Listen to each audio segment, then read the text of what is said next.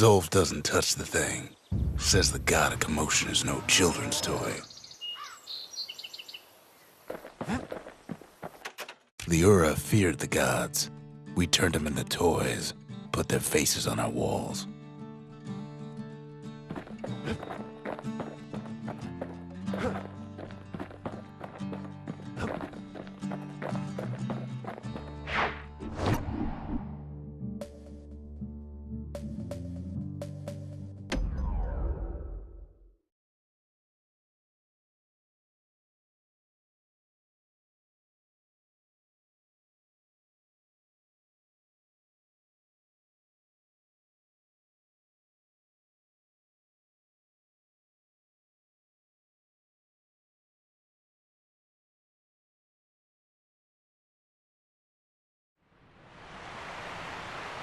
The Langston River flowed free and wild till the calamity drank it all up. Maybe all that water just grew wings and flew off.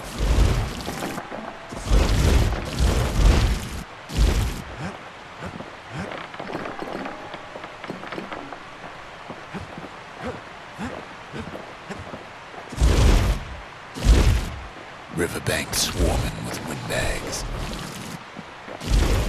They're so bent on finding the core, they hardly notice the kid. Lucky for him, a certain famous ferry barge is still afloat.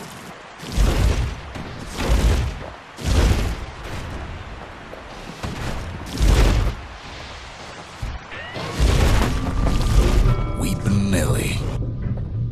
She sends some squirts crying home as she leaves port. Maybe Nellie knows the way to the core. Maybe she can slip right past all the clamor on the coast. Or maybe not. A security skiff pulls up portside. Nellie's just another windbag to those guns. Just then, the windbags notice who she's sailing with.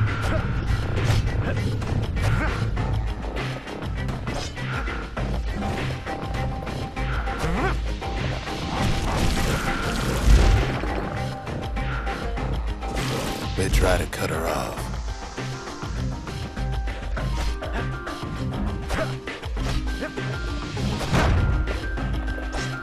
They try to slow her down.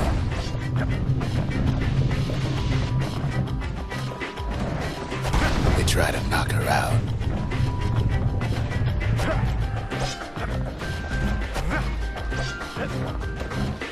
Well, Weepin' Nellie tries harder. Try as she might, though, she hits a snag. Kid's gotta help her get untangled. Favors for favors.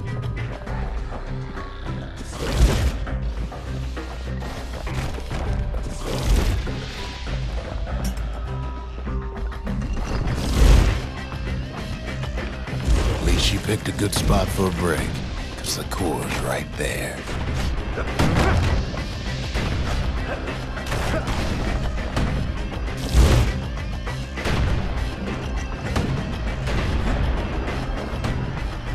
Then the kid hears an unusual sound, like 100 flapping wings. Peckers. They had their own eyes on the core. But why? Well, kid ain't got time to think it over just yet. He finds Weepin' Nellie raring to go.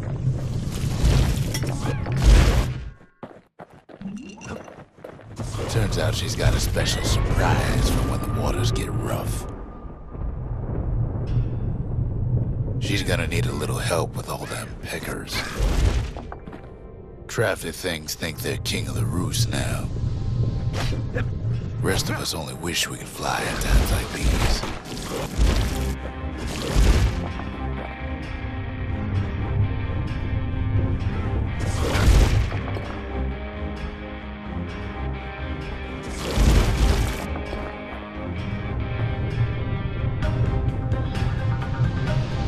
Security skiffs keep on coming, starboard side. Don't seem to care what they shoot, as long as they hit something.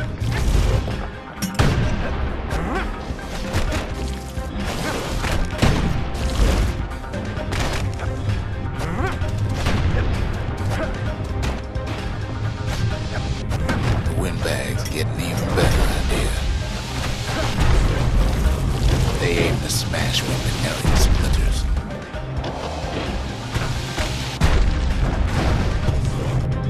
Well, it all proves too much for poor Nelly.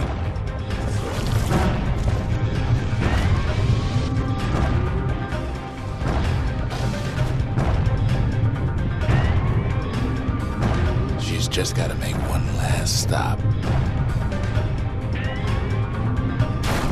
With her last breath, Nelly gets the kid to solid ground. Solid ground in Decker country. They want that core real bad.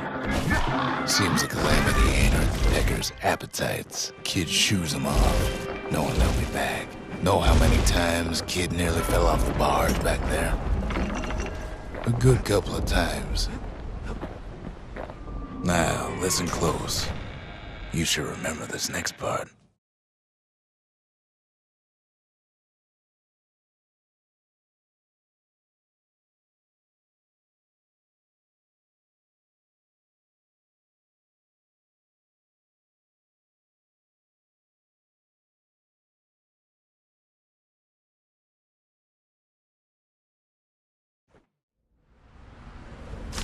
Why go to Prosper Bluff?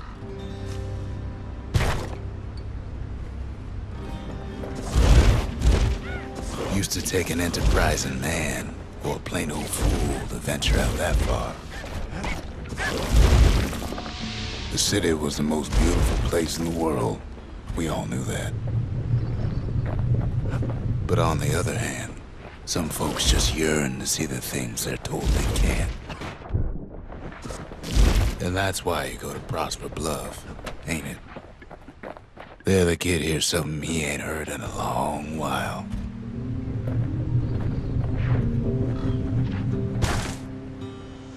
How's it go again?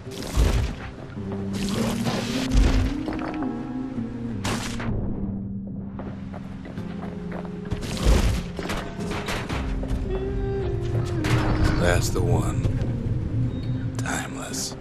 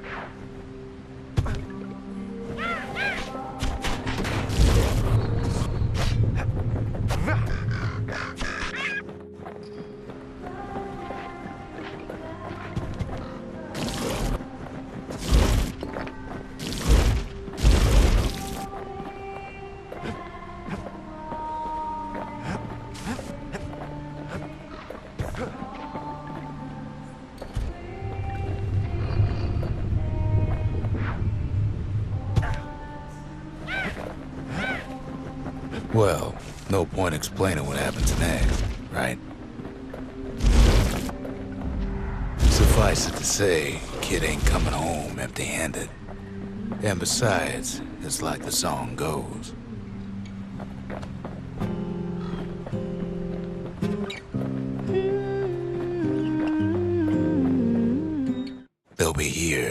before too long.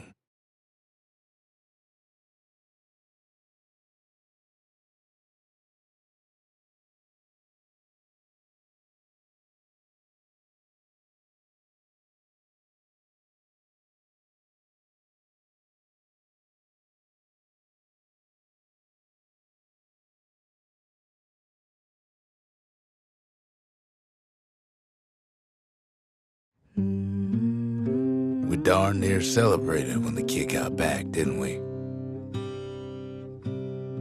Zolf never thought he'd see a fellow or again. We become fast friends. Calamity has that effect on people. But there was more to be done. There was one last core to find.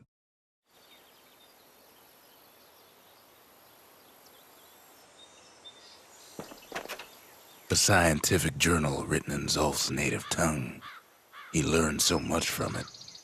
Too much. If only I'd known half the secrets of the Calamity were tucked away in that book, I'd have worked to translate it right away. Most of the Ura never got a taste of Caelondia's fine goods, unless they were born and raised in the city like Zia here. Sure, the world's all gone to pieces farther than the eye can see, but leave it to this gal to point out the amazing view. Girl tried to run away from home one time, but the marshals stopped that, didn't they? So many secrets in there and she can't even read it. Her father's own journal.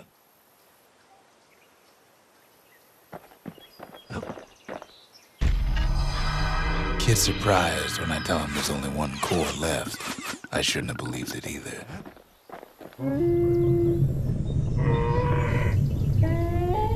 Turn him round and round all you like. Pith's still gonna be ugly.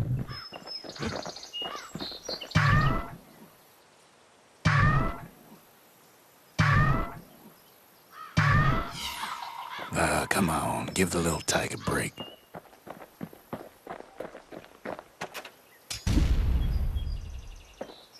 Behold, the Pantheon.